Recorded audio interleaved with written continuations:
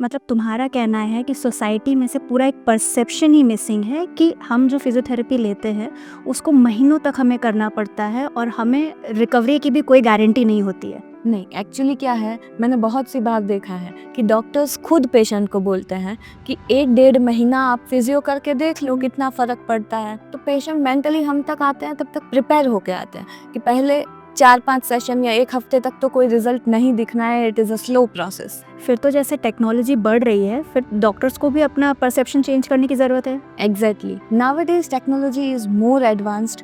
Patient को result दिखने में it doesn't take long sessions, लेकिन पहले सेशन के बाद ही पेशेंट को रिलीफ दिखना स्टार्ट हो जाता है।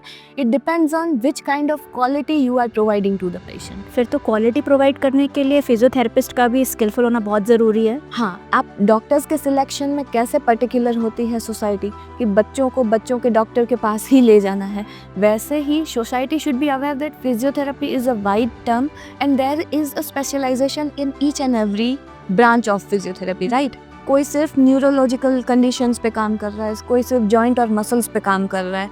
तो जो जिसका काम है वो उसमें एक्सपर्ट है, तो आपको उस सिलेक्शन में पर्टिकुलर रहना पड़ेगा, तो वो आपको बेटर क्वालिटी प्रोवाइड कर पाएंगे।